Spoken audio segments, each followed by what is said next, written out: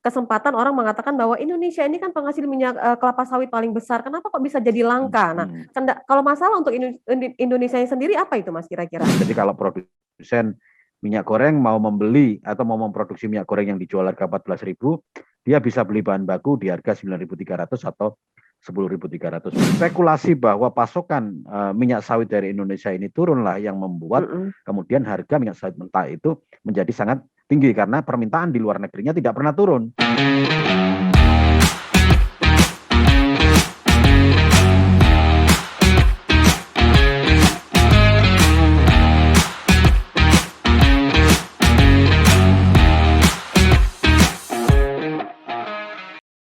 Assalamualaikum warahmatullahi wabarakatuh. Pemirsa, kita berjumpa lagi dalam program Kamil Release Corner. Seperti yang kita ketahui bersama, bukan akhir-akhir ini ya, sudah ada beberapa minggu terakhir ini yang namanya minyak goreng itu sangat langka. Kasihan kalau lihat emak-emak, para ibu tuh antri di depan minimarket ataupun di operasi pasar pun mereka kadang-kadang kebagiannya hanya sangat terbatas. Nah, sudah banyak upaya dilakukan untuk mengetahui apa sebabnya kenapa minyak goreng ini menjadi langka, dan salah satu upaya yang kami lakukan adalah dengan mengadakan Zoom meeting, bukan Zoom meeting ya, diskusi atau talk show via Zoom saat ini bersama Senior Vice President of Communication and Public Affairs PT Astra Agro Lestari Tbk yang juga merupakan Ketua Bidang Komunikasi GAPKI atau Gabungan Pengusaha Kelapa Sawit Indonesia, ada Mas Tovan Mahdi. Assalamualaikum, selamat pagi Mas Tovan. Waalaikumsalam warahmatullahi wabarakatuh. Selamat pagi Novi dan teman-teman sehat semua. Ya Mas, terima kasih sudah menyempatkan waktu untuk talk show via Zoom kali ini. Ya, jadi sama-sama. Pemirsa Mas Tovan ini domisili ada di Jakarta, betul ya Mas? Betul.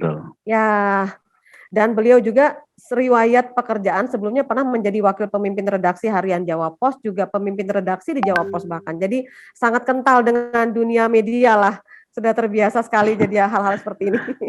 Ya. Mas Tovan menyikapi atau menyoroti fenomena yang terjadi saat ini, langkanya minyak goreng, sementara Indonesia merupakan penghasil kelapa sawit terbesar. Itu gimana pendapat Mas Tovan? Ya, jadi memang ini banyak sekali saya mulai kemarin itu, karena kan ada kebijakan baru yang dikeluarkan oleh pemerintah, yaitu menaikkan domestic market obligation atau kewajiban domestik sebesar dari 20% menjadi 30%. Nanti saya ceritakan, itu nanti cukup rumit kalau dipahami, langsung ceritanya dari belakang. Tapi poinnya begini, sampai hari ini bahwa persoalan minyak goreng ini belum selesai ya Novi ya, dan juga teman-teman semua. Jadi kenapa?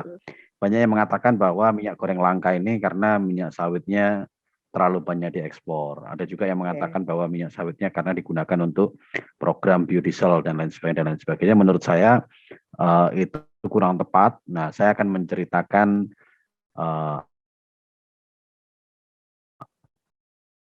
kronologis bagaimana apa yang menyebabkan krisis ya, atau apa menyebabkan kelangkaan minyak goreng saat ini. Sebetulnya awalnya adalah dari kenaikan harga minyak goreng yang sangat tinggi yang kita rasakan di semester terakhir ya tahun 2022, kuartal terakhir tahun 2000-nya di season tertentu ya, dalam 1 tahun itu kayak misalkan menjelang puasa dan lebaran, atau kemudian menjelang Imlek, atau misalkan Natal tahun baru, itu biasanya memang terjadi ada peningkatan permintaan terhadap biasanya ini yang dilakukan sebelumnya, pemerintah selalu mengajak pelaku usaha yang memproduksi minyak goreng, jadi mengajak pabrik-pabrik minyak goreng untuk memproduksi minyak goreng murah. Minyak goreng murah ini artinya minyak goreng yang dijual dengan merek pemerintah, itu ada namanya minyak Kito 11.000 bulan Desember 2020, tahun-tahun sebelumnya. Operasi pasar yang kemarin itu tidak menyelesaikan persoalan seperti biasanya, karena masyarakat masih kesulitan mengakses minyak goreng dengan harga yang murah tadi. Kenapa demikian? Karena harga minyak goreng kemasan premiumnya yang ada di pasar sudah di atas Rp20.000 per liter. Nah, ini kan orang masyarakat kita, sebagian besar masyarakat di Indonesia ingin membeli minyak goreng dengan harga yang lebih terjangkau. Ya. Nah, pada saat itu sudah diproduksi minyak goreng murah, tapi tidak menyelesaikan persoalan. Nah, kemudian kenapa minyak goreng harganya menjadi sangat mahal? Persoalannya jelas, bukan persoalannya, penyebabnya jelas bahwa kenaikan harga minyak sawit mentah atau CPO di pasar internasional itulah yang membuat harga minyak goreng menjadi sangat tinggi. Nah, karena kebijakan operasi pasar tidak efektif, maka keluarlah peraturan Menteri Perdagangan 1 tahun 2022 di mana pemerintah menetapkan kebijakan minyak goreng subsidi. Jadi pada saat itu ditetapkan ada 2 harga minyak goreng. Yang pertama itu minyak goreng kemasan premium, jadi yang sering kita konsumsi ya kalau kita ke supermarket itu dijual di harga pasar. Kemudian di sisi yang lain pemerintah juga meminta pengusaha untuk memproduksi minyak goreng subsidi. Jadi minyak goreng murah yang waktu itu ditetapkan harganya Rp14.000 per liter, yang mana para produsen kalau memproduksi minyak goreng subsidi tadi, namanya minyak goreng subsidi, mendapat bantuan dana atau mendapat subsidi dari pemerintah, tepatnya dari dana pungutan ekspor yang dikelola oleh BPDPKS. Nah itu sebesar Rp3.000 per liter. Nah udah, jadi ada 2 harga pada saat itu. Ternyata ketika kebijakan 2 harga ini tidak efektif juga karena minyak goreng masih sulit dicari, yang ada hanya yang mahal, yang harga murahnya nggak ada. Diubah lagi kebijakannya, berubah menjadi kebijakan 1 harga, di mana pada saat itu ditetapkan minyak goreng harganya sama, Rp14.000, baik itu yang kemasan premium maupun yang kemasan sederhana. Ternyata kebijakan 1 harga pun, walaupun harganya sudah murah Rp14.000, tetapi barangnya tidak ada di pasar.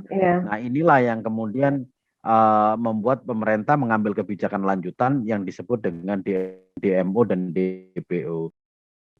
DMO itu yaitu pemenuhan kewajiban pemenuhan kebutuhan pasar domestik, dan DPO itu kewajiban penetapan harga domestik. Maksudnya seperti apa? Jadi kalau ada perusahaan minyak goreng, pabrik minyak goreng mau ekspor minyak goreng, taruhlah 1 tahun ekspor 100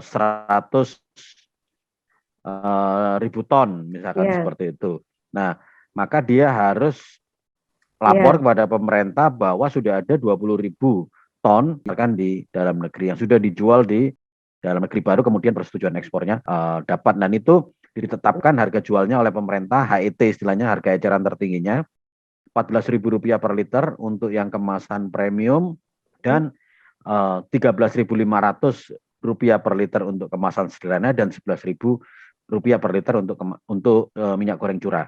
Nah, itu sekarang kebijakan itu yang diambil, dan minyak goreng juga masih sulit kita dapatkan di pasar. Akhirnya kemarin ya 2 hari lalu pemerintah mengubah aturan DMO tadi yang awalnya 20%, kemudian sekarang ditingkatkan menjadi 30%. Seperti itu, Novi. Oke, baik.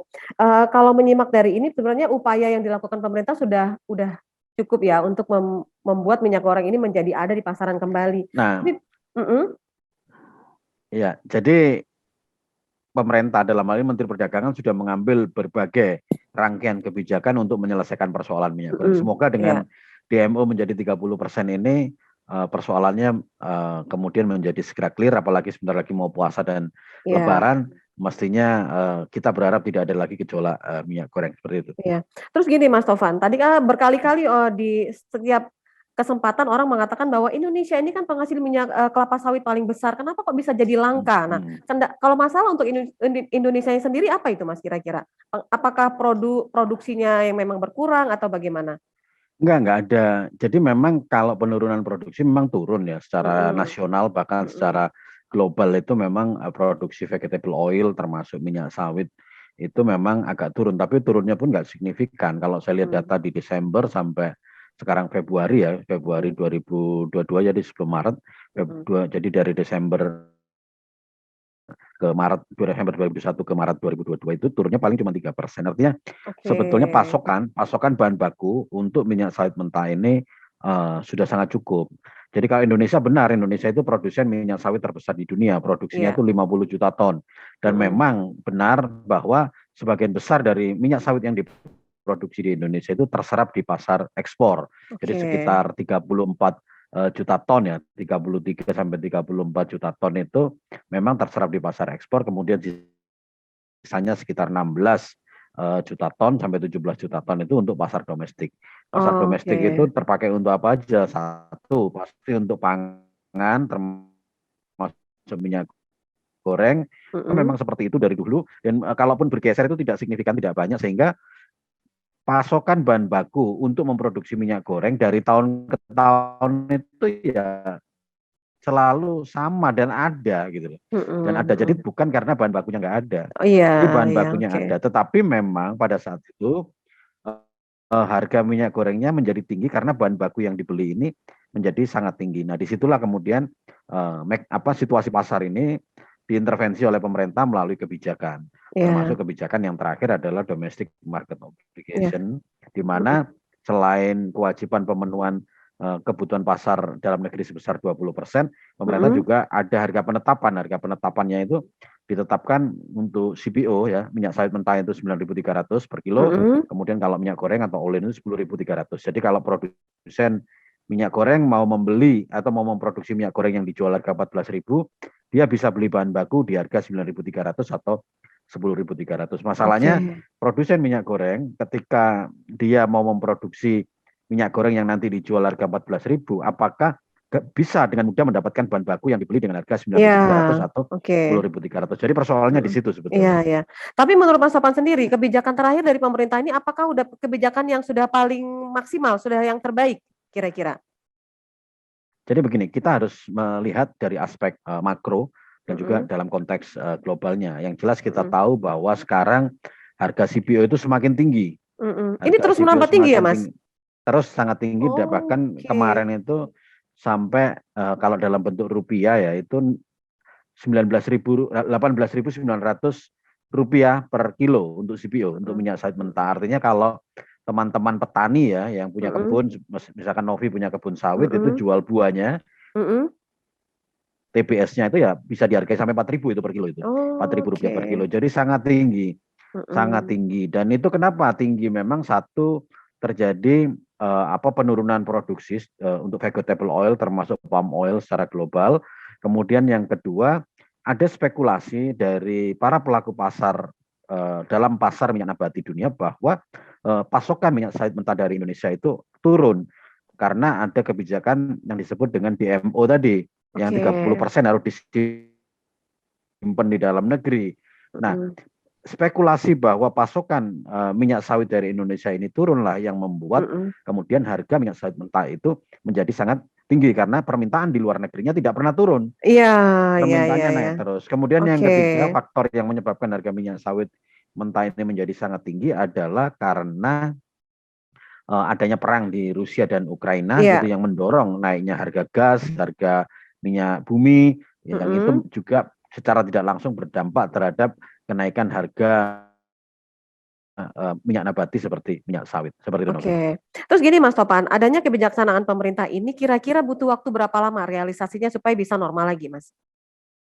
Kita tidak tahu ya, kita ini semua masih mengukur ya, masih, karena Mm-mm. ini baru kemarin kan yang naik 30%. Tapi kalau Mm-mm. kita melihat ketika kebijakan itu ditetapkan DMO 20% kan, di lapangan tetap saja kondisinya susah kita mencari minyak goreng ya. Mm-mm. Susah kita mencari minyak goreng, terutama minyak goreng yang kemasan premium yang Iya.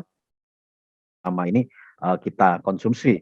Yang ada Mm-mm. minyak goreng second brand, jadi Iya. kemasan-kemasan sederhana itu pun tidak kita lihat tidak mudah juga Mm-mm. mendapatkannya. Nah, semoga kita masih melihat ini Mm-mm. apakah kemudian bisa menjadi selesai. Tapi yang jelas begini, harapan kita Mm-mm. sebagai pelaku usaha jangan sampai bahwa kebijakan untuk stabilisasi harga minyak goreng ini Mm-mm. kemudian mempengaruhi kinerja sektor kelapa sawit secara nasional. Karena Iya. kalau kita belajar dari tahun 2021, sumbangan dari devisa ekspor minyak sawit itu mencapai lebih dari 500 triliun rupiah, 35 Mm-mm. miliar US dollar.